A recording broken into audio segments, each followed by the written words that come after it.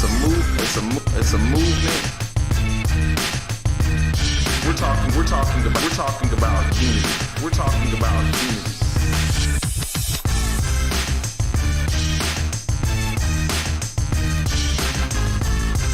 So we're aimed to taking down the system of race by educating, enlightening, informing, and positively debating with those who have counterviews.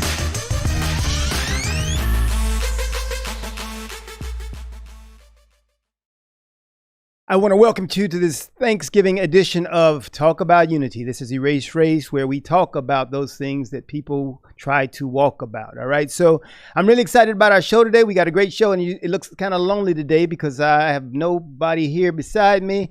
I got nobody coming in via Zoom right now, but that's going to change after we go to the break. We got Richard coming back in. Richard's going to be co-hosting with me today, and so we'll have a great show. We're really excited about today because today's show we've got my brother who's going to be part of the show, and people who know us, they know exactly when we get in the same room and we begin dialoguing, we open up the world of opportunity. All right, so it's going to be really good today, and so we're really excited about the show. But on this Thanksgiving edition, we do want to take some time out because I think everybody should be taking some time out, especially given the status of where we are in the United States and around the world this year, to really think about what we have to be grateful for. Everybody talks about getting out of 2020 and how 2020 has been so bad and all the negative things, but even in the midst of all the negativity and the downside of everything, we have much to be thankful for. And so we want to take some time this morning really just to talk about those things that we need to be thankful for. And so I don't have my co-host Richard in here to talk about those things because Richard being a pastor, because I know he's talking about that in many of his services. And I think churches around the country are talking about Thanksgiving, which is something that we should always do. We should always be grateful for the things that are happening. We know this as believers, but this time of year is really a good time for us to really focus on those things. And so I'm really just thankful for, and it's manifesting the fact that I've got my brother here that, you've got family. Everybody's got family that they can be thankful for. And I know most people out there are thinking, yeah, but you don't know my family. And so I can't be thankful for them. Even in the worst family situations, there's something to be thankful for because those people have either shown you things that you didn't want to be a part of or didn't want in your life, or they've been very reinforcing to some very good things in your life. And so either way, the circumstances of life make you thankful for the people that have been in your life. And that can be for good or for bad, because that's sometimes my oldest brother always talked about that he was so wayward in his youth because he was the oldest of the children in our family, and he was trying to show us what not to do. And so there's some gratitude we can have for seeing those things because it probably put us on a better path because of the things that we knew that we didn't want to do. And so you can always be thankful for family. And one of the sad things is at this time of year, you often hear stories on the news about things that are happening in families. And so we really need to pray against that and make sure that we're trying to do the best things, because most people are stressed out because of the year where they've been around too much family, because there were restrictions put in place by government, cities, and people like that. And so people have been kind of stressed out by that. So beyond all of that, as we say in the poem Invictus, beyond this place of wrath and tears, there's a lot that we can really be thankful for. All right. So take some time out and let's be thankful for family. And then let's be thankful for our health. I mean, everybody's health is not in the same place. Everybody's health is not in the position they might want it to be. But you have an opportunity where you are right now to realize that where you are in your health is good enough. All right. And you're trying to get better, because the ultimate thing is to try to maximize your health every day. And you do that with that next meal. You do that with that next step you're taking, exercise. You can do that. And so you should be thankful that you're in a position where you can at least think about. There are a lot of people right now who may be in a hospital bed and they don't have an opportunity. They wish they could get up and walk. They wish they could eat a normal meal. They wish they could breathe on their own. And you can do that. So you can be thankful for your health. You've got your family, you've got your health, and reality is, if you've got those things today, you can be thankful that you've got tomorrow. All right. So there's a bright sky ahead. There's a something that you can see ahead of you, an opportunity that's coming tomorrow that you might not have today, and you can look forward to that. Everybody's not looking forward. Some people spend a lot of the time just looking backwards, and when you look backwards, you see all the bad things you see yesterday. And you see what was happening yesterday, and sometimes that can constrict our view of what's going to happen tomorrow. So I want to tell you to look up to the hills. There's tomorrow. You can look and there's opportunity ahead of you if you can decide that you want to look up rather than looking back. So look forward, and we got a lot of good things going. So we're really excited about all the things. It's Thanksgiving. It's Thanksgiving week. And we're going to talk about maybe a little bit of that about your health and fitness. Okay. I'm a fitness guy. I think a lot about fitness. And I tell you what, we're doing this keto thing. I might have some time to talk to my brother about that because I call my brother the keto expert because of some of the things that he talked about when he was diagnosed with cancer. And he kind of went through this and started doing some things that he found out through his own research and his own effort. And I was like, man, I think you're the expert. I think you know a lot more than some of these cancer doctors, which is amazing because people always get on me about thinking I know so much. And I go, because I listen to other people and I see circumstances and I factor all that in and then come up with my own solutions. So we might even talk about a little bit of that, but that's not going to be argumentative because like I said, I call him the keto expert. I'll listen to him. But hey, there's a lot of good, healthy things that you can be out there. And, Thanksgiving's coming up and people look at that as a time for splurging. And if you're already depressed and yet you're looking for comfort foods and you're doing all the wrong things, it can be a bad time. Your tomorrow might be a bad time. So think about that. Find a way to go out and get some exercise. I have a few friends, my wife and I, after Thanksgiving, that next Saturday, we always do a half marathon walk. I don't like running. Even though I was a Marine, I never liked running. But we'll do a half marathon walk. And what does that do? Benefit, number one, it gets you out in the air. You get you out and you're not, and you got your few friends, you're social distancing, and so that's cool. But anyway, we're doing 13 miles and we're walking it. And so that's good because number one is working off all them pounds we put on from the day or two before, from Thanksgiving Day, and all the pumpkin bread, pumpkin pie, turkey dressing, and all that stuff we're going to eat. And so, but it really gets your body feeling very good about what you're doing. And it gives you a victory. I didn't tell you all on this show, but my brother not only, like I said, was diagnosed with cancer a long time ago, but my wife in the last month was diagnosed with cancer. And I said, hey, you need some victories. When stuff like that is happening, you need some victories in your life because you understand through some victories that you can be a victor.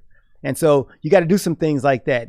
Climb a mountain because you conquered that. Do something outside of your ordinary so that you can understand life is a life of victory. You can win some things. And so don't get so caught up in just, man, this is happening to me and your head down.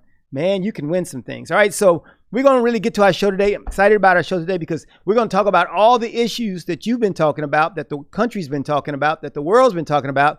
And we're going to talk about them from, I say, two diametrically opposed viewpoints because my brother is always on the other end and I'm on the other side. And so that's what we do on Edge Radio. We taking people from both edges and bringing them back to the middle. And that's what we're going to talk about. So get ready. After we have a commercial break, I'm going to bring my brother up, Dwayne Charleston. You might know him as Judge Charleston. You've seen him, and you see him often on the news doing something, all right? And we always discuss those things. So it's going to be a great time today. We're going to talk politics. We're going to talk Black Lives Matter. We're going to talk everything, and we'll be ready to join you right after this break. Talk about unity.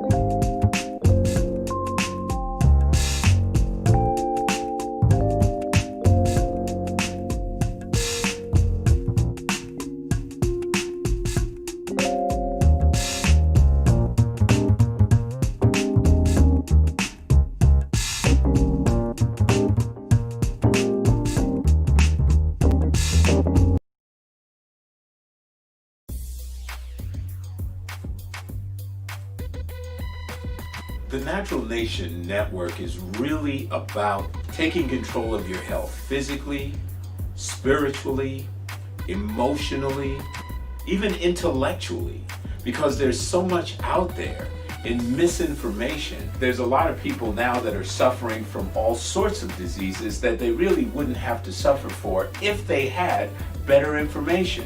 And that's what we're here to do. Provide information that can save lives. The mind and the body are totally connected. Health can be really serious, and sometimes we just have to lighten it up a little bit while we're still providing substantive information. And my sort of mantra on the salsa dance floor is kind of similar. I tell somebody, if you make a mistake twice, it becomes a move. Okay.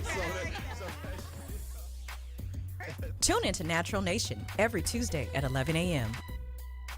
We work our whole lives to support our families. With one accident or illness, it can all be gone in an instant. Now there's a smart, affordable way to protect your family.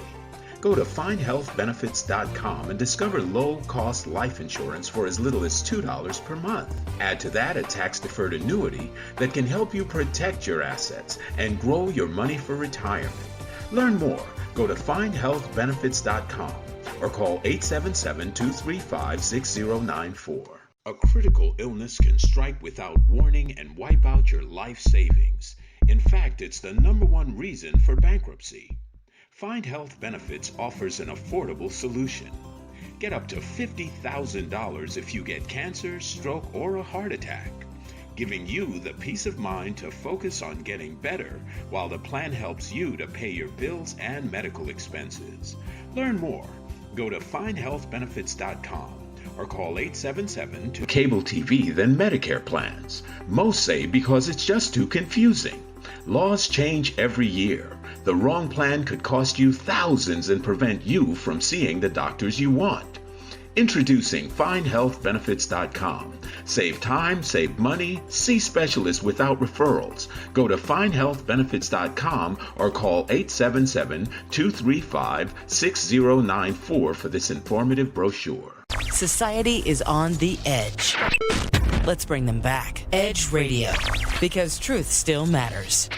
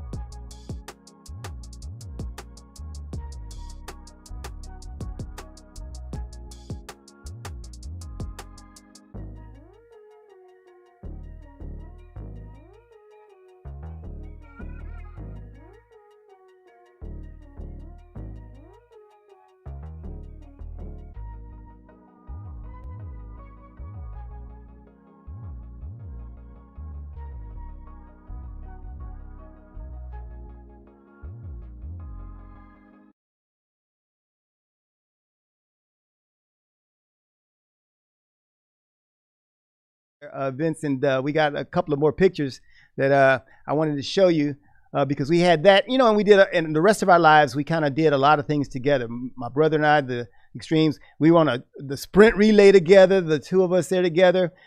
We played football together, and so there's some pictures, some football pictures. We played football together. There's Judge Charleston right there, high school football player. Next picture would have me, their football player. So we did that. So I want to introduce you now to Judge Charleston, my brother Dwayne Charleston in the studio here today.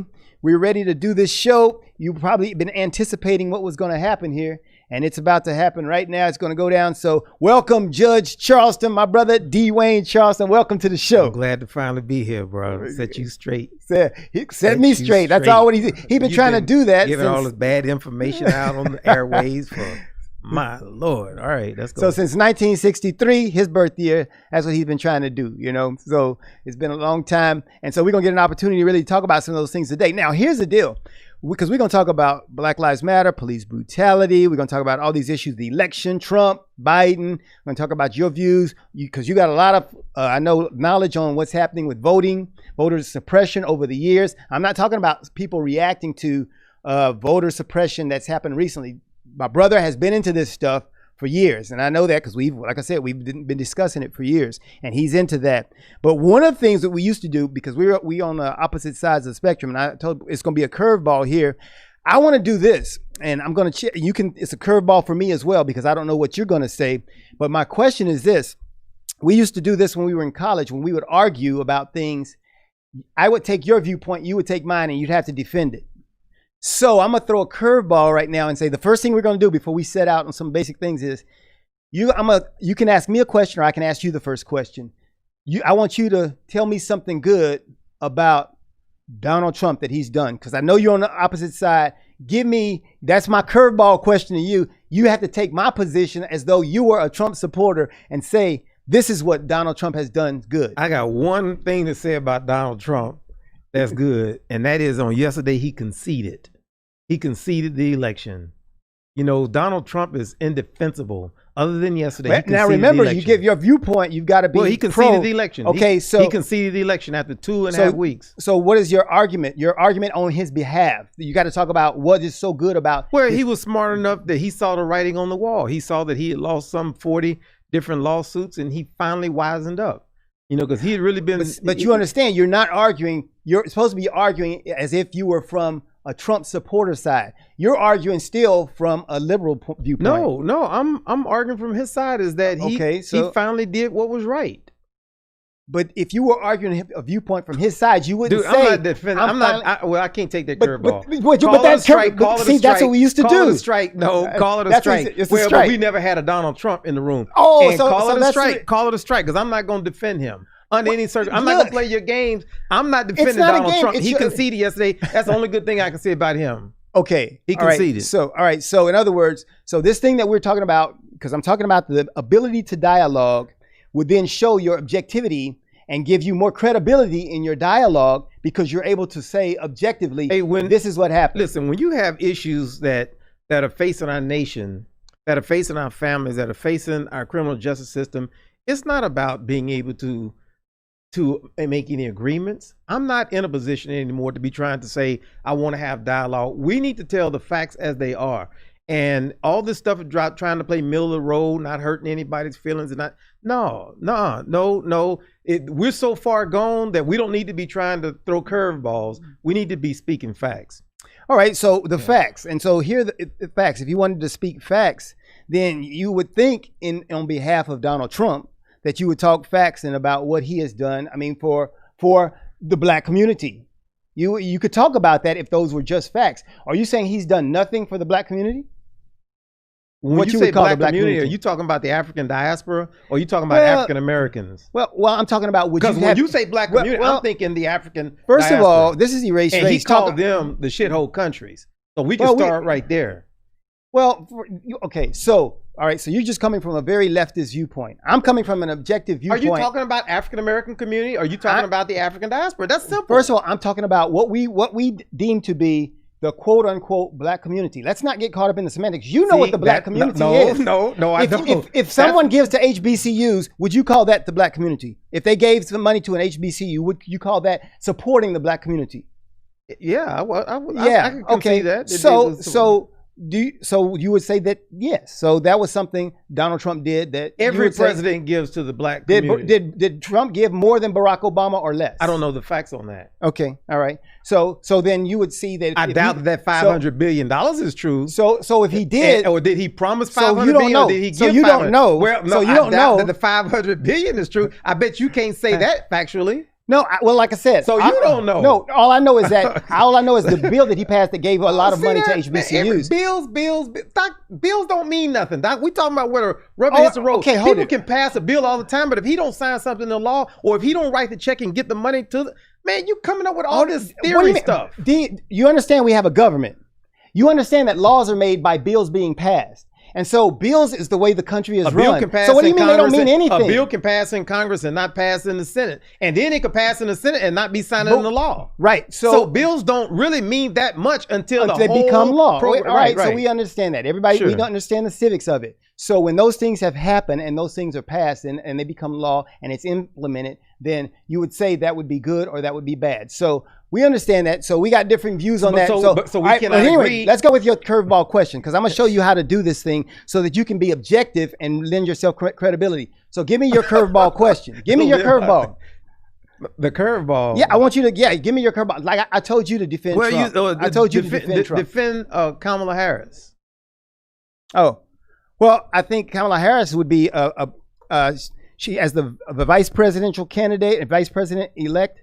I think she brings definitely a new mindset to the office because first of all, being a woman brings a different mindset automatically. And then her background being very, no pun intended, but being very colored, very varied, then I think that's the biggest benefit that she has to the vice president. I think we'll get thought that we haven't had there before, which is always beneficial, especially when you talk about diversity, because we need diversity of thought. And I think the more thought that you bring, then the better. And so I would say that's that's what she brings. And so Kamala Harris, she's got extensive experience in law enforcement. That's another big plus that she has, which we've got law enforcement issues in the country. So that would be the positive. And so that would be the thing I would say for Kamala Harris. See how easy that is? If you really are going to be objective, you can find good things about people to say, even when you know that they've got a lot of bad. And so that's what objectivity is about.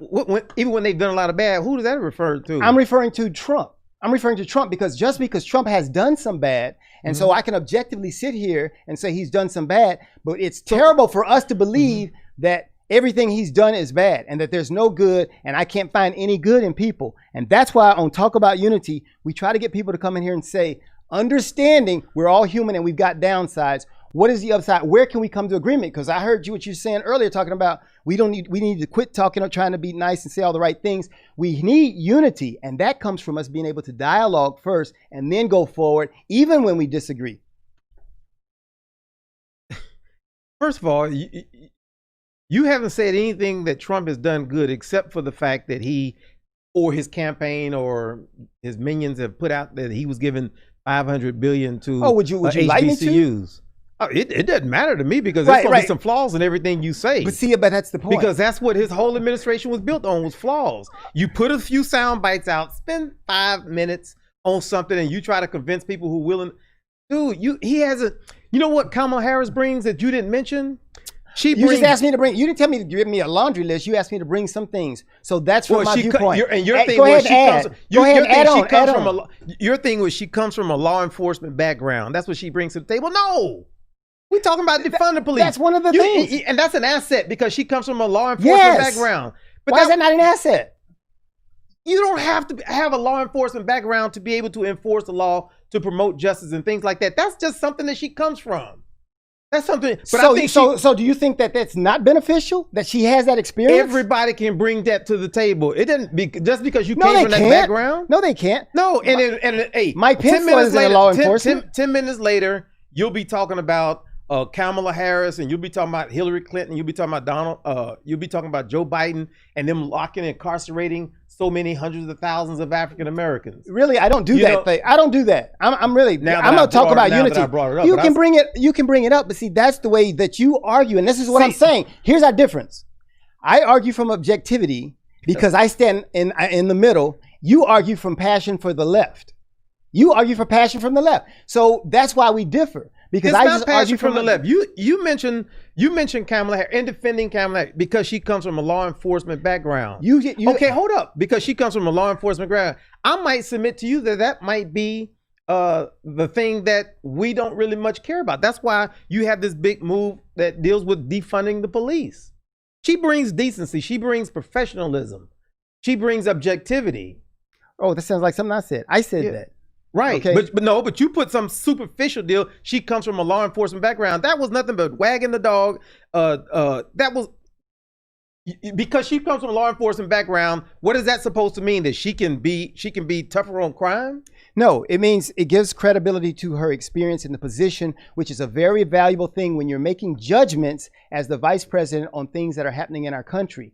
Now, you got women that how work could you in take the something home. That objective? You have women at work in the home as housewives that have more credibility and credentials because of making decisions between two fighting siblings, because of making decisions about managing a household budget and everything. That's so superficial because she comes from superficial. That is not superficial. And if you would, what is she? Okay. That is not superficial. How could you say that's superficial? She's got a background because that was one of your little curb programs to try to make it seem like you're objective. That is objectivity. You don't understand objectivity because you're so far on the left. You can't understand objectivity. What you want to talk about? What you want to talk about? All right. Well, all right. So let's go forward then. First of all, let's talk about this thing because I think if we don't set the platform for how we're going to dialogue here, we're going to continue to do this where we don't make any progress. What we got to do is understand that when I make a point, then the point is to be evaluated for what it is, not for what you think it is. So I'm making my points, and now I threw the curveball thing, but now you're going to make your points. I'm going to make mine, and we're going to talk about, and we're going to see where they meet in the middle, if there is a middle. All right, because I think I'm objective. I don't think you are. Okay, so we'll start there. All right. So let's talk about some of the things that have been happening in our country. Let's just talk about the concept of, I guess, systemic racism. What do you think about the concept of systemic racism and its viability as a concept? What does that mean to you? And this is give your viewpoint. This is your Well, what do you think about that as a? Well, I think systemic racism in the context of America, it is so firmly ingrained. It is essentially the red, white, and blue. It's essentially the fabric of America. Systemic racism shows that it was because of racism, because of the divisions and things like that, is what built America. And so you can't even talk about racism without people think you're being un-American. If I say that racism is as American as apple pie, then they think that I'm being un-American. But the reality of it is that systemic racism is what made America great, quote unquote great. What made it great, what made us an industrial power, what made us all kinds of powers is because of systemic racism. And that is the subjugation of one race to the other. And that's basic and fundamental in American society. Okay. All right. So, and without it, America wouldn't be where she is. Okay. Economically. All right. So, okay, I hear your viewpoint. All right. So here's my viewpoint on when people say systemic racism, because I understand and listen to what people are saying when they say systemic racism, then I can agree with their viewpoint on what they're saying. The things that you just said, I understand what you're saying. You're saying that we had a fabric. This was we have a fabric. Okay, you're saying I had a fabric. All right, okay, we see how that one little word can make a huge difference? All right, well, okay. we'll talk about that ahead. because we disagree on that. We disagree on that because of my viewpoint. And so I'm saying I acknowledge what you're saying, but I'm saying this is my view on it. So when you say systemic racism and you believe that it's woven into the fabric of our country and it pervades everything that still exists even today, I would say this. I would say that idea of people being partial to others because of their skin color is something that is another factor amongst many other things in our country. And so while it was in our country, there was also some very good things in the fabric of our country. And so it alone is not the bedrock of everything, but is another thing that was in our country. And would our country it's the bedrock. And would our country it's the bedrock. So we disagree on that. Okay. All right. So we disagree on that because I believe that you had a lot of good things, because I always ask people, how did we get to 1865 and emancipation if it was so pervasive in our system? So that meant we had something that would not even, if it was so that pervasive, you never would get to abolition of this thing. You never would get to abolishing this concept if it is that pervasive. Well, so how then, I'm asking you, so I'm saying, because if it is the fabric and we would not go anywhere without that thing, then how did we get the change? And so I think you have to evaluate that. And so here's your opportunity to well, I respond to think that. it was because you had people who were not willing to accept the status quo. You had people like Nat Turner, Frederick Douglass. You had people like Abe Lincoln and John Brown. You had people who were saying, you know what? If we have to ratchet this thing up to the point that it causes a civil war where we lose millions of lives, you see what I'm saying? There were people on one side, call it left, call it right. There were one people that said, you know what? There will be no compromise to this issue about slavery. We will kill, we will do whatever is necessary because there will be no compromise to continuing this slave institution. And slowly but surely, you started having people that started saying, you know what? I'm willing to die for this. I'm willing to die for this. But there was still a whole lot of white Americans and black Americans, I submit to you, that were still willing to say, you know what? We want to preserve this institution. So yes, there was progress, but it wasn't progress because of some revelation of white American Christians or people who say, you know, we're such a good country. It was because of people on the extreme edge that said, I will kill, we will have a slave revolt, rebellion, we will go against the laws of the nation. And that's what led to it. So you can call that good if you want, but for the millions of people who laid 6 feet under, that wasn't such a good thing. It wasn't such a good thing.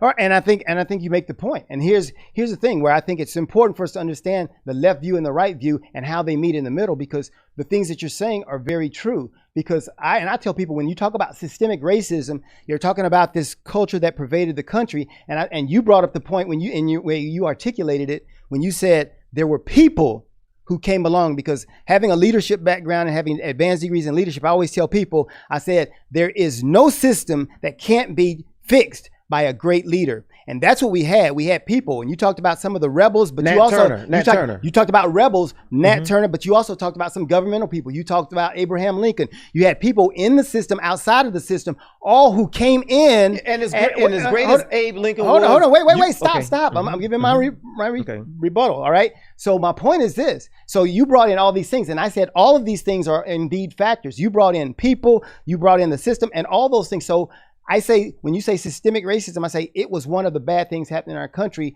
and you needed people to come in and fix that bad system. And so that's what made that, that's why I say, I understand what you're saying when you say systemic racism, but I believe it's a function of leadership. You give me the right people, they'll fix a bad system. Like Nat Turner. Well, right, he identified, and some of those people have different roles. And so Nat Turner and his type, they brought up things that brought out It was Nat Turner that brought people like Abe Lincoln to the table. Abe Lincoln never intended to free the slaves. But you understand know that from my neighbor George Wolfe. But you understand. So you call it good leadership if you want. I call it good followership. Lyndon Baines Johnson wasn't like exactly your guy who would be advocating for civil rights. But he got his conscience pricked by the works of people, and therefore was able to change and modify his views and make some changes. So what I'm saying is, it takes people, right. And that's what we do on the left, and that's what we're doing on the left. Well, understand. I appreciate the left because I appreciate the right, because I think that's what democracy, that's what our republic is about. It's about having people on the edges, Edge Radio, having people on the edges and bringing them together for solutions that are in the middle. That's why I call myself the man in the middle. There is no middle solution to racism.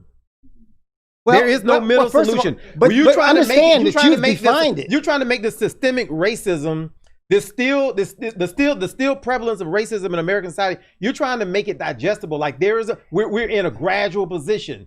And we're getting better. We're getting better. No, you're missing my point. You're missing the point, and you're not listening. You're not listening to what I'm saying, because nobody is taking one item or something that you call racism. I'm saying there's partiality for a lot of things. You understand this? I was short. And people looked at me for football and said, he doesn't have the ability to do this. There's partiality in a lot of things. So I'm saying you need to be able to understand people's viewpoints. All right? America will start moving forward when people start realizing, those of us who are on the left who are against systemic racism, injustice in the criminal justice system that more often than not takes advantage or exploits African Americans and people of color. When people finally realize that those progressives we're not compromising. I'm not compromising. I'm not saying give it 10 more years, give it 20 more years. Our kids are going to be better. No, there's certain things we're not compromising on. And this whole issue of racism, the people on the conservatives, evangelicals, people on the right, they need to understand, let it go. Let it go. You need to stop saying that there is a common middle ground that we can all sing, kumbaya to. It's not a middle ground that we can compromise with. No compromise. Okay, and we're gonna continue there with this good discussion as soon as we come back from the break, and we'll start right there with whether or not we need to compromise on these things and what that means. All right, so we'll do that right after the break here on Talk About Unity. We'll be right back.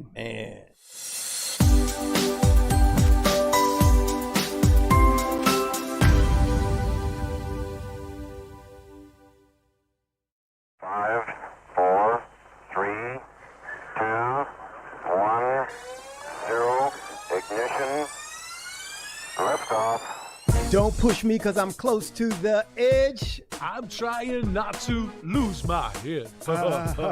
Hey, this is the Talk About Unity show where I bring the talk. And I bring the unity. And together we talk about unity. Unity is what matters. Come on. And right now in our country, that's what we've got to do. So we do that here at Talk About Unity on the Edge Radio Network. Be with us every week. It's going to be awesome. It always is. And I tell you what, the more we seek first to understand, then be understood, we make progress. And we like to do that. And that's why everybody's on the brink. We love what we do at Edge Radio because everybody's on the edge. We bring them back from the edge and we bring the unity. So we're just glad to Edge Radio Network every Tuesday morning, 10 a.m. Talk About Unity, because here at Edge Radio Network, truth still matters.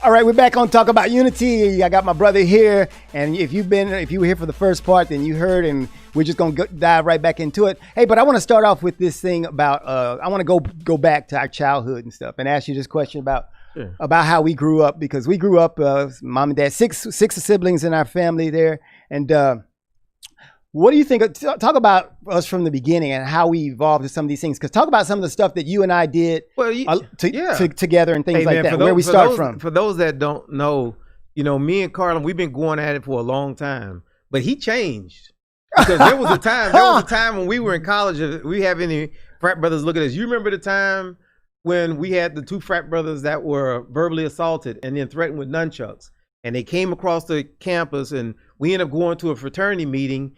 And we were in this fraternity meeting, me and Carlin, and probably about 15, 20 other brothers. Mm-hmm. And we brought this up on the agenda where the brothers wanted to take a vote on whether or not we should go and confront. And they did. They voted. Fraternity. They voted against. And they voted on it, and we voted. I think it was probably, 17-2? Yeah. We lost. And right there in that frat meeting, Carlin and I got up in the middle of the frat meeting. We walked over to this frat house, which could have had 100 white guys that were thinking the same mentality, and we went to the door of that fraternity and we directly confronted them.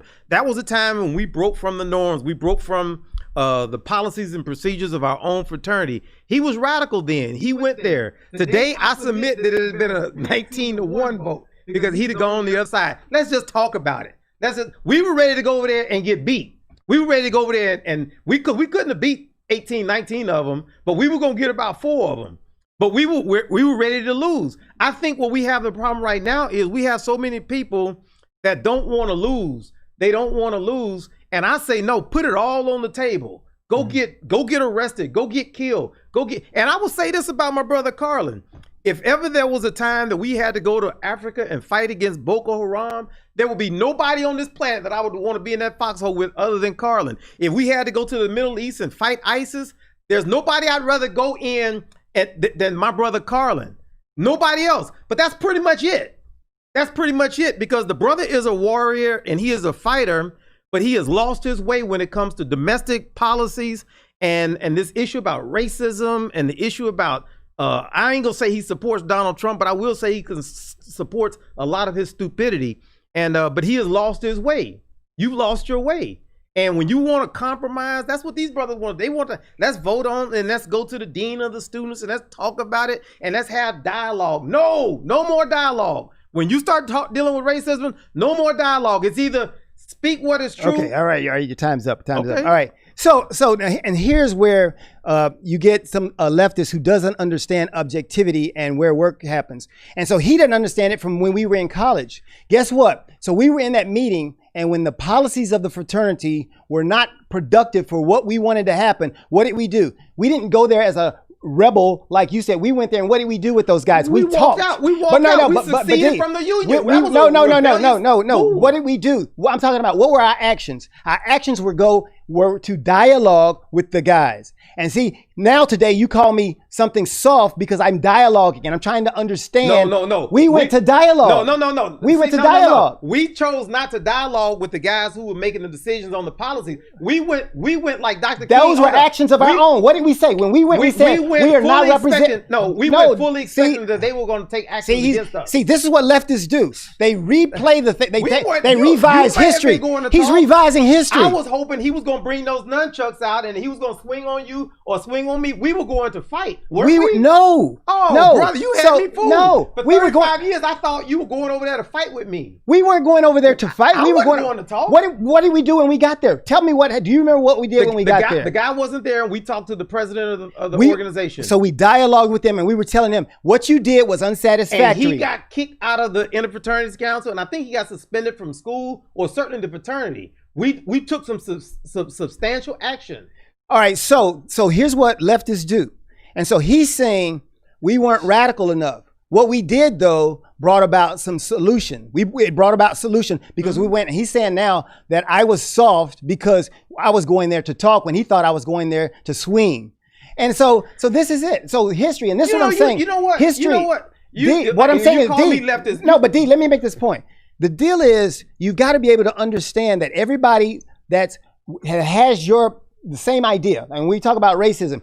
There's nobody in this country who says, yeah, we need more of that. We need more people to be partial towards people because of their skin color. Nobody says that. What you fail to do, and what the left fails to do, or what they really do, is make everybody out to be one of those people when everybody's not that way. There are good-hearted people of every skin color who want to work with other people. But what leftists do is say, no, we're the only ones who are right, just like you're doing now. No, I was right and Carlin is wrong. Carlin's lost his way because Carlin has a different view than Dwayne does right now. But Carlin is going about trying to bring change where he can bring change, trying to bring people to the table of dialogue so that we can talk and go forward with solutions together. But for you, that's not enough because I'm not totally in agreement with your methods. See, you drank the Kool-Aid with respect to the methodologies of people like Dr. King. You think Dr. King was walking into those streets going for the simple cause of dialogue. That's what you think, because that's the American Kool-Aid. Dr. King went into the streets because he knew that when you have these races, when you present yourself in front of them, they're apt to do something really foolish, like sick dogs on children or put water hose on elderly men. He went with the full idea that we're gonna take the pain. Sure, we're gonna take the pain. Everybody agrees with that. He didn't go just to go dialogue. Right. I don't think that you went for any purpose other than just a dialogue now. Well, no, look, but I went thinking they were going to do something. But D, you understand, this is not the 50s and 60s. And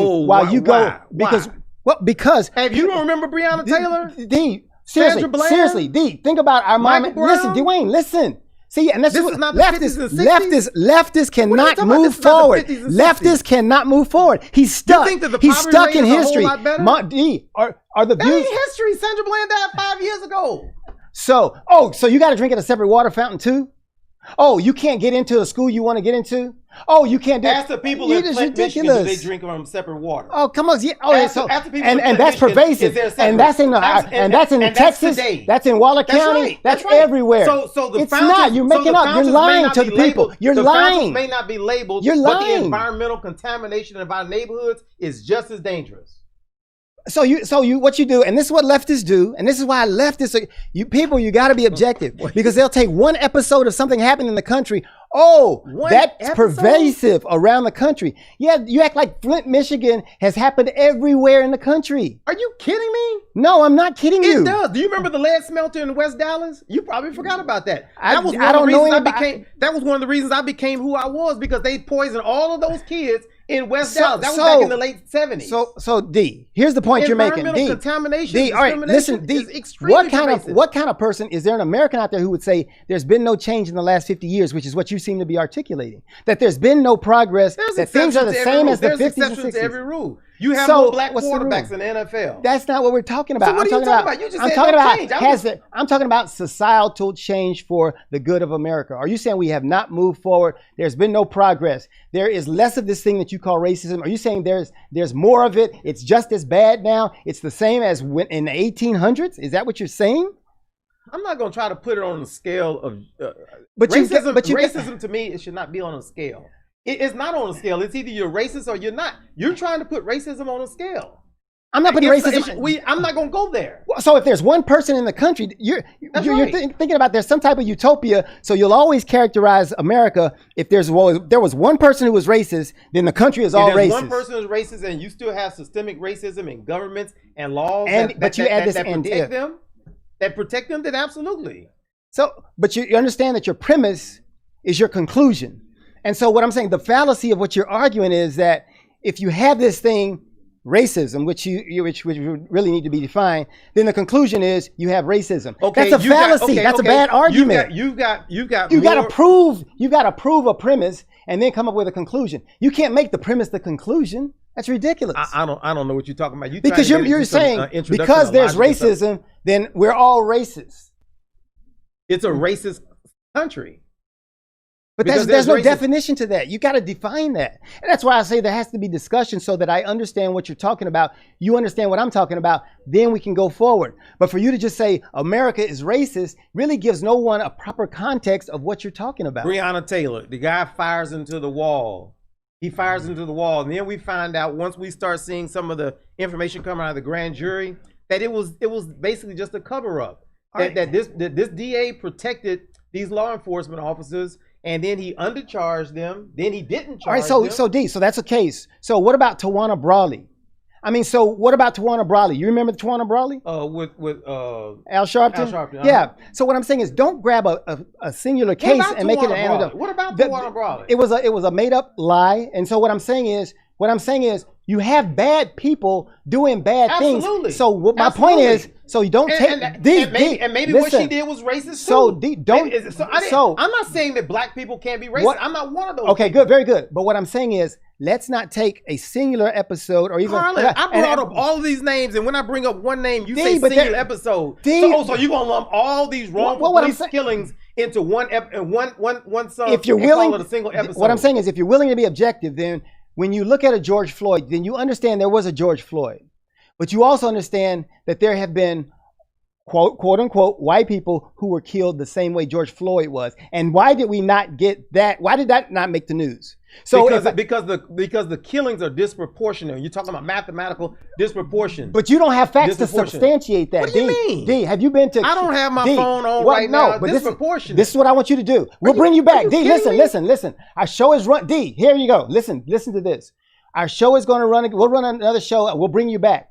There's a website called killbypolice.net. And who runs it? D, Okay. Blue Lives Matter people. Okay, so check it. So that's what you're going to say. That's what you're going to say. I'm pretty sure. But you're not willing to check it out, so you'll go with your narrative so that you don't have to find objectivity. And that's what the leftists do. So what do they say, Carlin? What do they say? It identifies every murder, every death that's happened by police, and it goes back 20 years. Yeah. It goes back 20 years. Yeah. You can look at related news stories. You can find out exactly what happened. And does it break down into who's armed and who's unarmed? Yeah, it does. It does. Okay. It has all those things. It has which ones. What do they conclude? What do they conclude?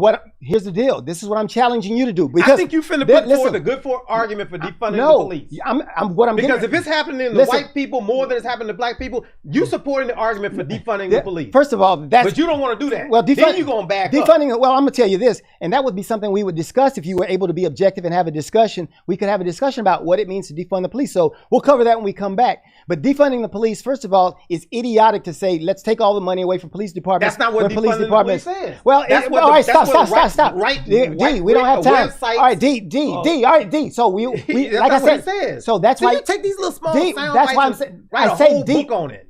That's not what it says. If you're willing to have a dialogue, then we can define the terms, because that's what we would have to do. You know what's interesting? Hey, we would define the terms. Let me say something right quick. Let me say something. You know, during this campaign, everybody this is what you get. Everybody was talking about Joe Biden and Hillary Clinton and them incarcerating so many African Americans, and they never and Trump was leading the charge about them incarcerating 500,000 or 300,000, whatever it was, African American. Trump pardoned 22 people in 4 years. 22 African Americans in 4 years. Why didn't he go and try to pardon all those people that Joe Biden was doing? So check this out. So y'all talk about Joe Biden and I haven't said a word about Joe Biden, so that's something he's bringing up. I'm talking about the right. Just like you lump me in with the leftists, like the leftists, I'm lumping you in with the right. So when you start I'm in the middle. He doesn't understand. I'm in the middle. Y'all criticize Clinton. The left calls anybody in the middle on the right. You criticize the crime bill, but then when we start saying stop funding the police in a manner and a way that you're doing, all of a sudden y'all don't want to do that. Then you say, well, let's just say it means eviscerate. I would say, but my point is, they need to be funded differently. So, all right, now see that's different. So, and that's what defund the police is saying. Well, everybody's got a different view, though. D. Some of the people, ain't nobody talking about eliminating police entirely.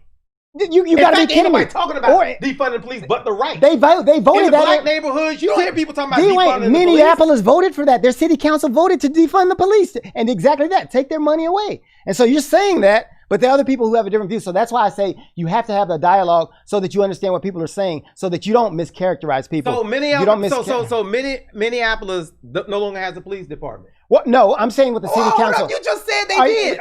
You said they defunded. I told you what the city. So they all volunteers now. They all volunteers. See, you can't have a discussion. We're going back to this bill issue. You can vote for all you want. Stop, Dwayne. All right, Dwayne, stop. All right, Dwayne. Minnesota. Dwayne. It's a conversation. Minnesota defunded the police. Stop, Dwayne. It's a conversation. I want you to elaborate on that. Minnesota defunded the police. No, I didn't. I said their city council voted such. Right. I said the city council voted. And did that eliminate the police department? I didn't follow it after that. But what I'm saying is, why do you want to bring it up on your radio because people have different views than you do of the term, which is why I said to you, if I'm going to sit around and have a conversation with Dwayne Charleston I'm going to ask Dwayne Charleston, what do you mean when you say this? Now, you hate that I would ask you that because then it requires you to explain. Then we could have a civil conversation. But you really like, and I kind of went into your realm today and I said, well, let's just be combative. Because this is what we used to do when we were young. We'd just be combative. But in reality, when we bring Dwayne back, we're going to have a civil conversation because we're going to point by point. Because Dwayne, see, and that's the thing. So he doesn't want to, and so that's one of his tactics. And so that's a tactic which won't work. Because we're going to just have a civil conversation because we're going to ask you to explain what that means. And so I'm glad to have him. Our time's up for the show today. And we're going to have a lot of dialogue about this in the meantime. And we're going to bring him back so we can cover some more of these things. Thank you for being here. And we'll continue this conversation and this discussion, as we call it, next time on Talk About Unity. We'll see you then. All right.